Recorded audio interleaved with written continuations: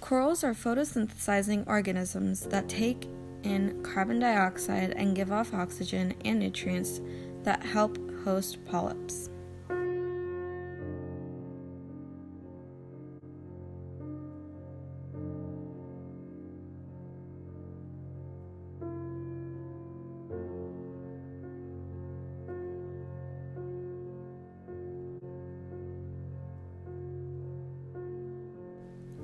The location of coral reefs depends on the type of coral, the amount of light it receives, the temperature, and salinity of the water.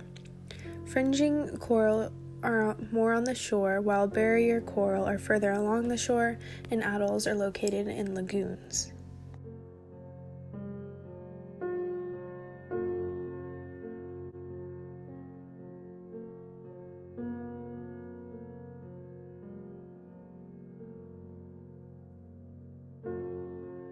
Coral is part of the cnidarian phylum, which includes organisms characterized by the presence of stinging cells on tentacles.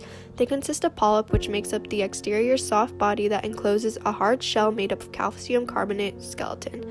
The polyp reproduce asexually as coral grows up to the many different shapes, sizes, and weights. They share a nervous system and digestive connection due to the fact the colony of polyp came from one original host polyp. The coral's body mostly is made up of the stomach and the structure it uses to feed itself. They can consist of tentacles or hard substrate that can sting. The polyp eats and grows by secreting calcium carbonate underneath them internally, which turns into the skeleton and in turn pushes the coral to grow from the inside out. Zooxanthellae also live in the external of the coral and have a symbiotic relationship with them. They feed them through photosynthesis and are responsible for the various colors that corals can be. The sizes vary in order to survive, and every coral adapts.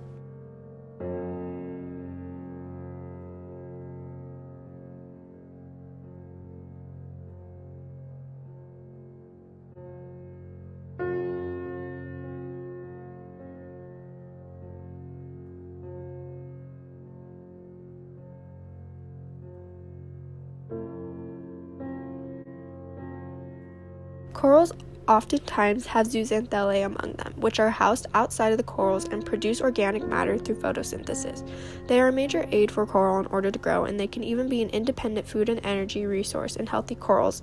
In order for zooxanthellae to create energy, they need a strong light source to perform photosynthesis. This is one of the reasons that corals are found in shallow waters with very high water clarity. The sun needs to be able to penetrate to the depth of the coral, and it cannot do so if the coral is found too deep in the water or the water is too foggy.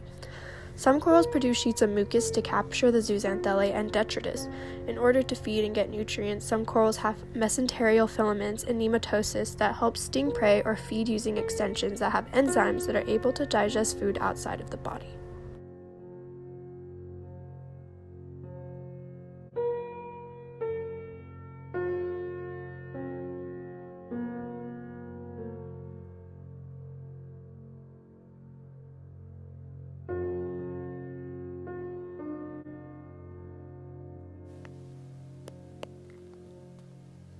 Reproduction and growth of coral.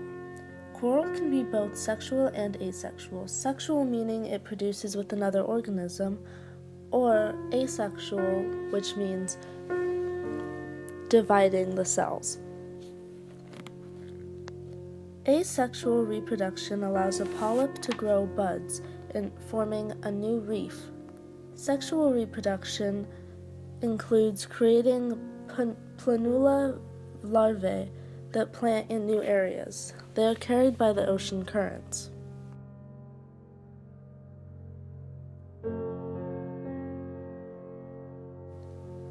Light requirements for coral is very important because it allows the coral to gain nutrients and grow. Light must be able to reach the symbiotic zooxanthellae in order to give the coral its color and nutrients. Usually coral will grow in shallow waters in order to find the proper amount of light. They are mostly located on continental shelves due to the extensive amount of light there. If, for some reason, the coral is deeper, they will often flatten in order to absorb as much light as possible. The different temperatures of the water can produce different outcomes from the coral.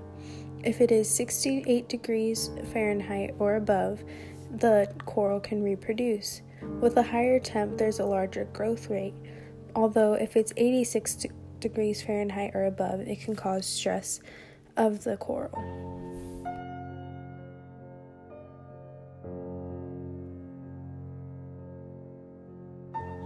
Normal sea salinity is around 35 parts per thousand.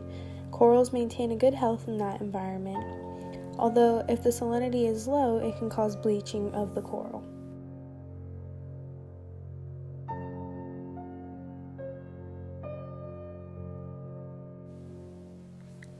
Sediments and waves. Coral usually don't grow in areas of high wave action because the waves can cause damage to the shells of the polyps and cause breakage in the coral, killing it.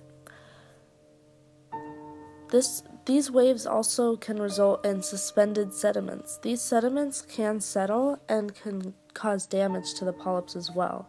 Overall, it's safer that there are less sediments and less waves. Also, because waves and sediments make it difficult for light to penetrate the water deep. So, the lack of waves and sediments also allows coral to get the light that it needs.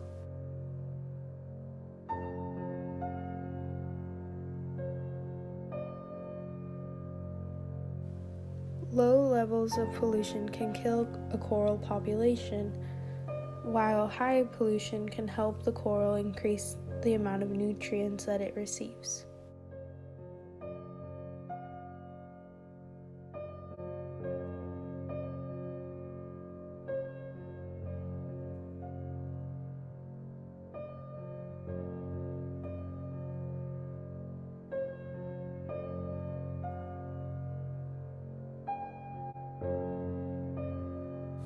Bleaching is when coral turns completely white. This happens when they are in warmer water and the coral expels the zooxanthellate that is living in the tissue. They can survive this stress, but it puts a lot more stress on them. Some things that stress coral out are poor water quality, increased sediment in water columns, wave stress, or disease. If the coral remains bleached for too long, it can result in the death of a coral.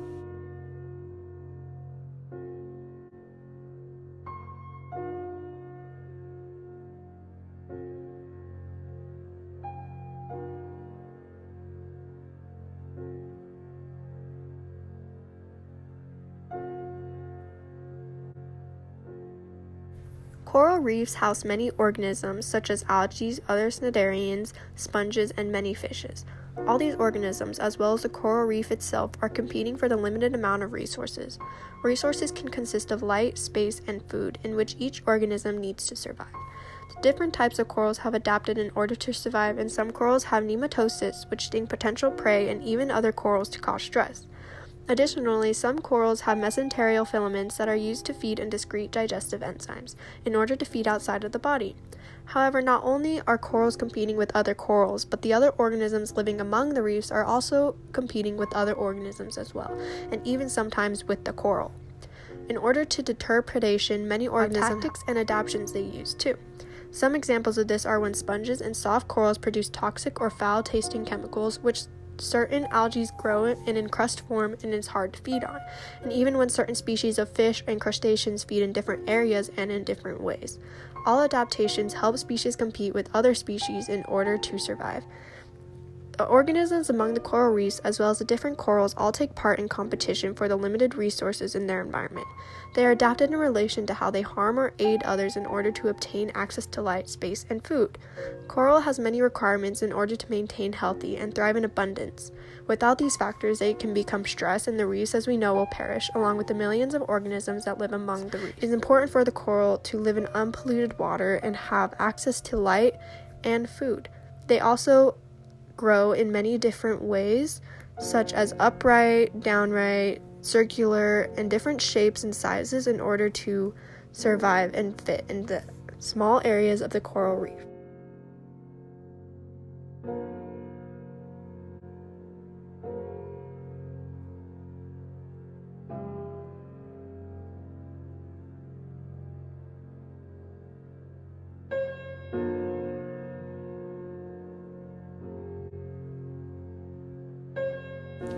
There are two things that are very limited to coral. The first is space, because they need to fight against each other for it. The second is light, because of the limited amount of space. Corals do not typically desire to be in a water column because of the lack of nutrients that it holds due to all of the wave motions and all of the sediments moving around. Zooxanthellae are housed inside the coral to produce organic matter through photosynthesis. They are supplied with enough light that they can feed the coral completely.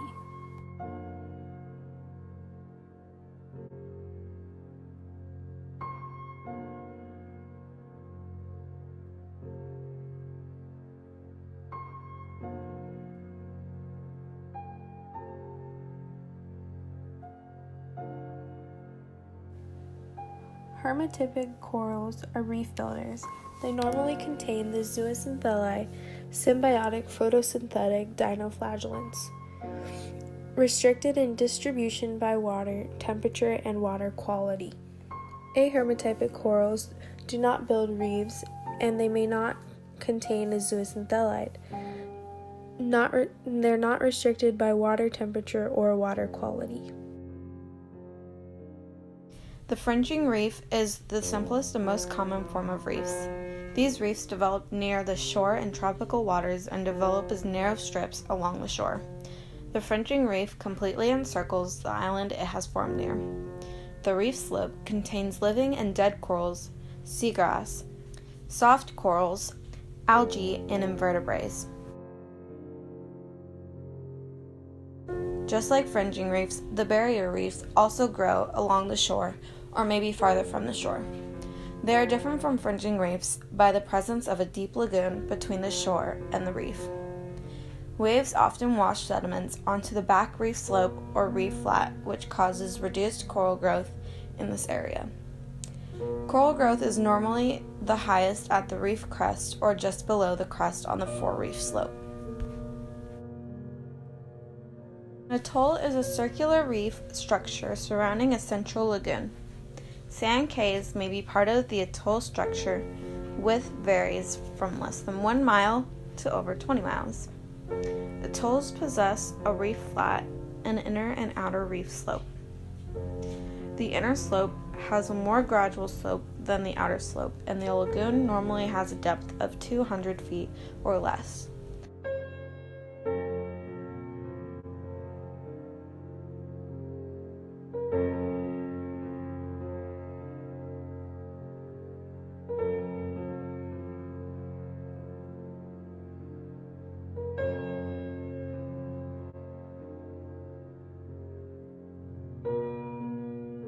There are many organisms within coral reefs. Coral polyp live in the coral's hard base and live in a symbiotic relationship with zooxanthellae. They make up the corals.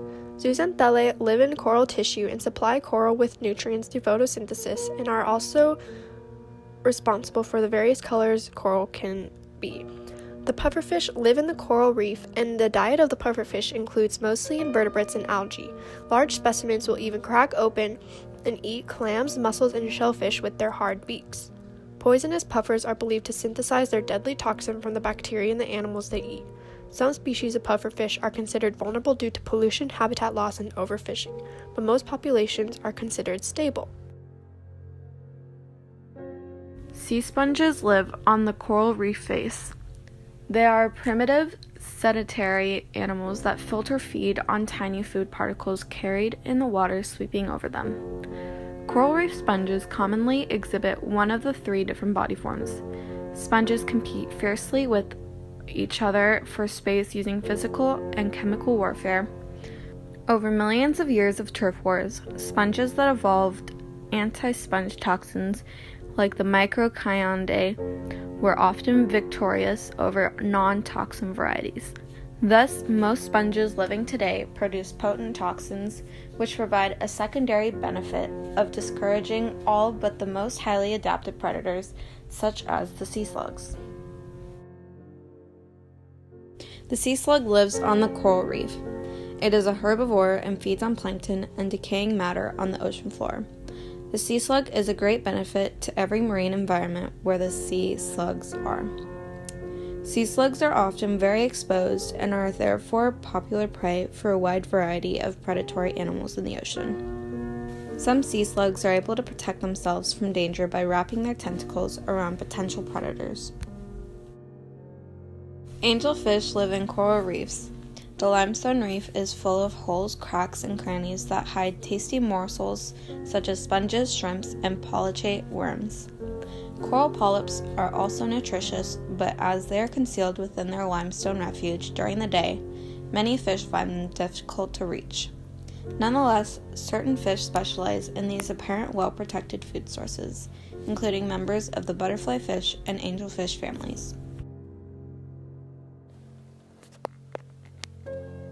The painted tunicate. They're able to ward off predators using sequestral chemical defenses such as inorganic acids or secondary metabolites. These chemicals are stored either in the gonads of the individual or in the tunic.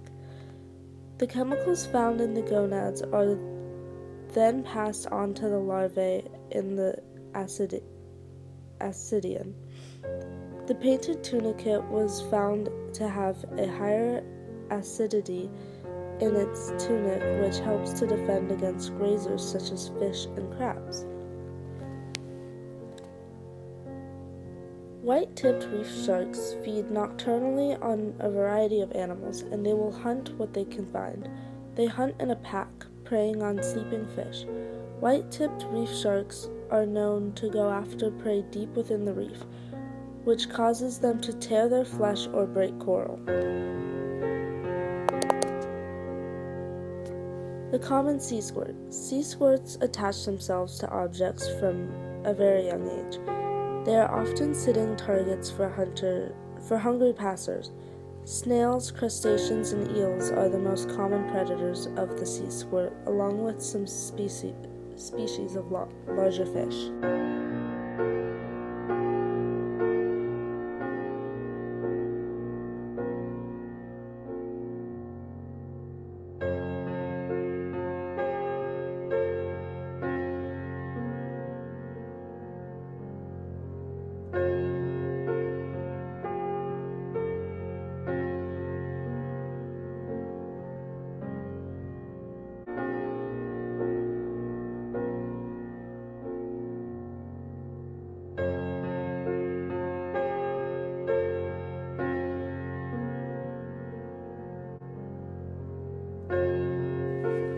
Despite scientists' research and working towards trying to save coral reefs, we are still losing corals at a drastic rate. Unfortunately, there are only 6% of original corals left on this earth.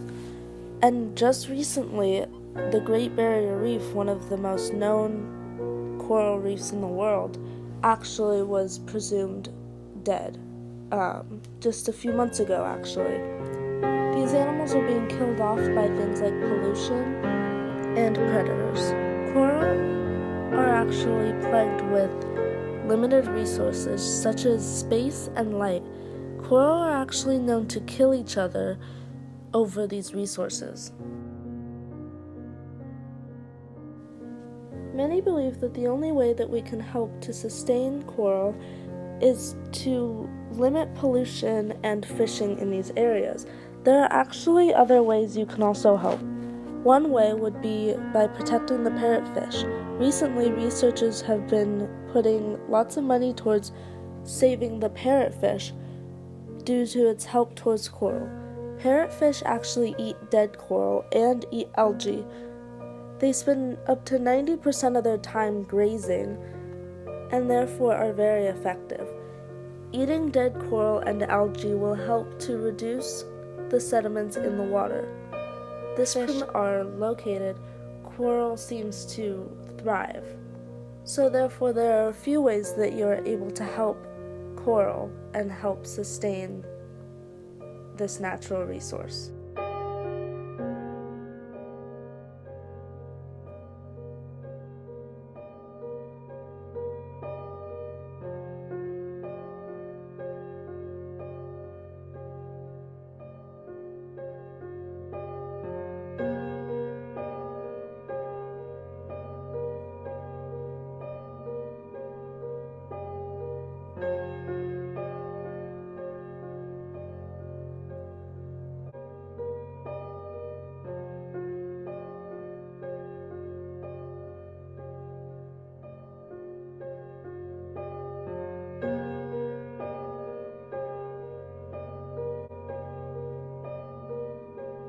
What is an epipelagic? The surface layer of the ocean is known as the epipelagic zone and extends from the surface to 200 meters or 656 feet deep.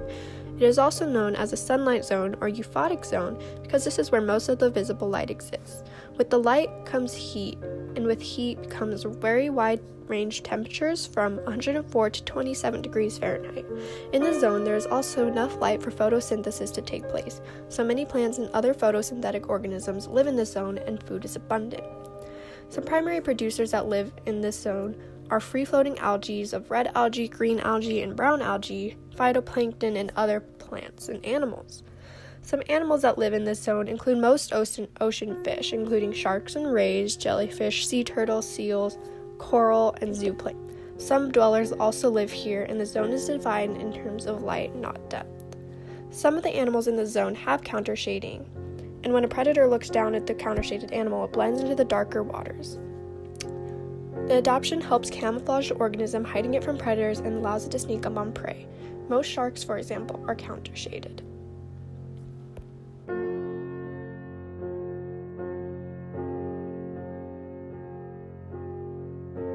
The coral reefs consist of food webs and food chains that all start with primary producers such as phytoplanktons and zooxanthellae. From there, they move up to the zooplanktons and coral polyps, which make up the coral reefs and the basic nutrients of coral reefs themselves. From there, they have small organisms that live among coral reefs such as sea slugs, pufferfish, bandworms, butterfly fish, and other fish and cnidarian species. From there, they go up to the more aggressive fish that eat other fish instead of the primary producers, such as angelfish, until they finally get up to the top of the chain of reef sharks and the bigger organisms that live there.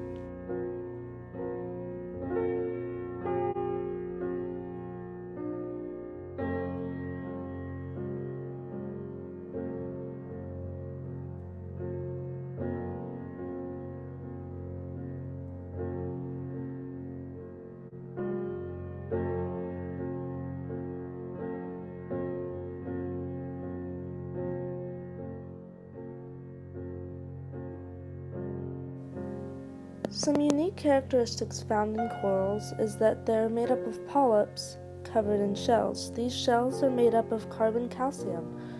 They make up to 1% of the ocean surface, but hold 20% of ocean life.